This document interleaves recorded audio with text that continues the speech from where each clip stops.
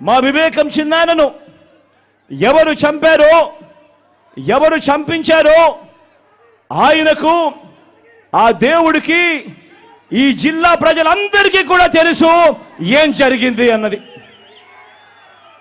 కానీ బురద జల్లేందుకు ఇద్దరు చెల్లెమ్మలను ఎవరు పంపించారో, వారు వెనకాల ఎవరు ఉన్నారో మాత్రం మీ అందరికీ కూడా రోజు కనిపిస్తూనే ఉంది. ఇంకా ఆశ్చర్యం ఏమిటో తెలుసా? వివేకం చిన్నారను అతి దారుణంగా చంపి, అవును నేనే చంపాను అని అతి హేయంగా బహిరంగంగా చెప్పుకుంటూ తిరుగుతున్న హంతకుడికి మద్దతు ఇస్తున్నది ఎవరు? మీరే రోజు చూస్తున్నారు కదా అని అడుగుతా ఉన్నాను.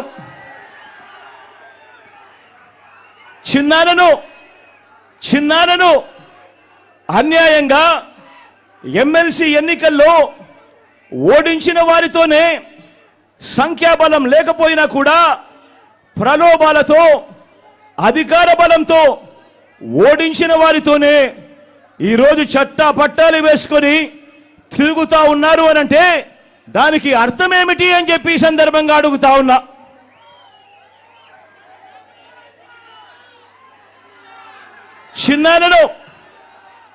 చిన్నానకు రెండో భార్య ఉన్న మాట వాస్తవం అవునా కాదా? ఆ రెండో భార్యతో తనకు సంతానం ఉన్న మాట వాస్తవం అవునా కాదా? అవినాష్ అక్కడికి ఎవరు ఫోన్ చేస్తే వెళ్ళాడు వంటి అనేక ప్రశ్నలు అవినాష్ తన అనేక ఇంటర్వ్యూస్లో, తన ప్రెస్ కాన్ఫరెన్స్లో తాను లేవనెత్తిన ప్రశ్నలు సహేతుకమే కదా అని చెప్పి ఎవరైనా అవినాష్ వైపు ఎవరైనా మాట్లాడితే చాలు వెంటనే వారి మీద కూడా అడ్డగోలు ఆరోపణలు చేస్తూ కుట్ర రాజకీయాలు చేస్తా ఉండడం ధర్మమేనా అని చెప్పి ఈ సందర్భంగా ప్రతి ఒక్కరిని కూడా అడుగుతా ఉన్నా. ఆలోచన చేయమని చెప్పి ప్రతి ఒక్కరిని కూడా అడుగుతా ఉన్నా.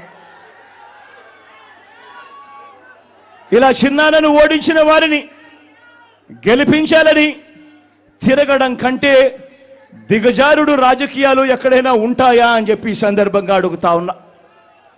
మరో వంక కాంగ్రెస్ పార్టీకి ఓట్లు ఎన్నొచ్చాయి.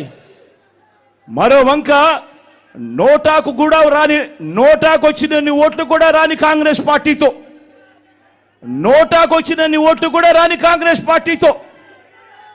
రాష్ట్రాన్ని విడగొట్టిన కాంగ్రెస్ పార్టీతో, ప్రత్యేక హోదాను విభజన చట్టంలో చేర్చకుండా రాష్ట్రాన్ని దుర్మార్గంగా విడగొట్టి రాష్ట్రానికి అన్యాయం చేసిన ఆ కాంగ్రెస్ పార్టీలో చేరి వైఎస్ఆర్ గారి పేరును ఆయన చనిపోయిన తర్వాత ఛార్జ్షీట్లో పెట్టిన ఆ కాంగ్రెస్ పార్టీకి మొత్తంగా వైఎస్ఆర్ గారి పేరునే తుడిచివేయాలని, కనబడకుండా చేయాలని ప్రయత్నిస్తున్న వారికి ఓటు వేయటము అనంటే దానివల్ల ఎవరికి లాభము అన్నది ప్రతి ఒక్కరూ కూడా ఆలోచన చేయమని కోరుతా ఉన్నా.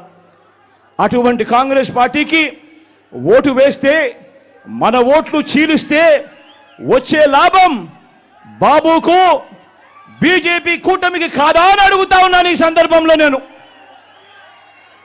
ప్రతి ఒక్కరూ కూడా ఆలోచన చేయమని కోరుతా ఉన్నా. ఇదంతా కూడా మన ఓట్లను విడగొట్టి వాళ్ళను గెలిపించాలనే ప్రయత్నం కాదా అని అడుగుతా ఉన్నాను. ఈ సందర్భంగా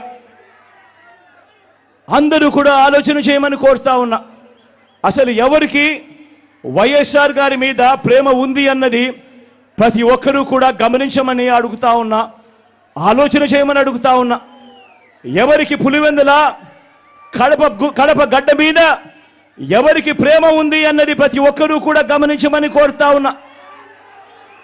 ఎవరికి ఈ పేర్లన్నీ, ఓ వైఎస్ఆర్ గారి పేరు, ఓ పులివెందుల పేరు, ఓ వైఎస్ఆర్ జిల్లా పేరు చిరస్థాయిగా ప్రజల గుండెల్లో నిలిచిపోవాలని ఆరాటపడుతున్న వారు ఎవరు అన్నది ప్రతి ఒక్కరూ కూడా ఆలోచన చేయమని కోరుతా ఉన్నా. మరో వంక ఈ పేర్లే లేకుండా చేయాలని ఆరాటపడతా ఉన్నా ఆ రెండు పార్టీలతో జతకట్టి తన సొంత లాభం కోసం, రాజకీయ స్వార్థం కోసం ఎవరు ఆ పేరు లేకుండా కుట్రలు చేస్తా ఉన్నారు అన్నది గమనించమని చెప్పి కూడా కోరుతా ఉన్నా. మరి ఇవన్నీ గమనించినప్పుడు ఎవరికైనా ఏమనిపిస్తుంది?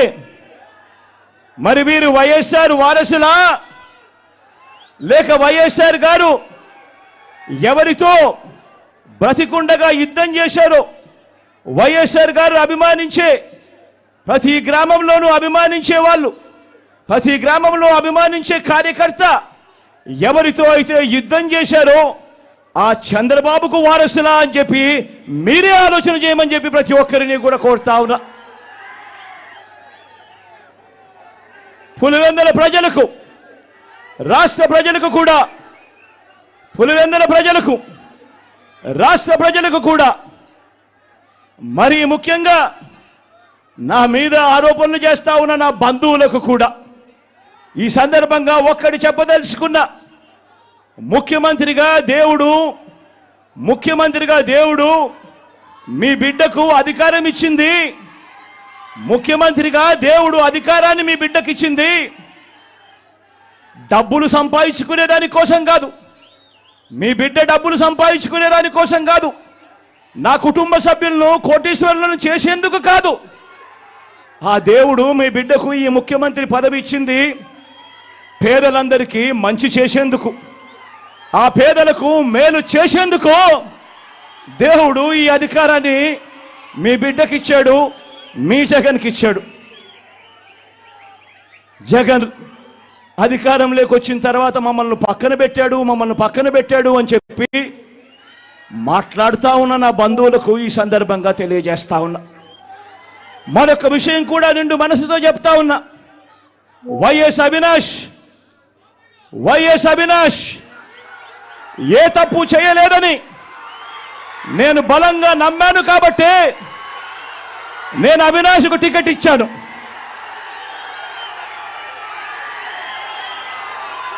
ఈరోజు అవినాష్ అడిగిన ప్రశ్నలకు సరైన సమాధానాలు చెప్పలేని వీరంతా చిన్న పిల్లాడైనా అవినాష్ను దూషించడం, అవినాష్ను తెరమరుగు చేయాలనుకోవడం ఎంతటి దారుణమైన కార్యక్రమమో అన్నది ప్రతి ఒక్కరూ కూడా గమనించమని అడుగుతా ఉన్నా.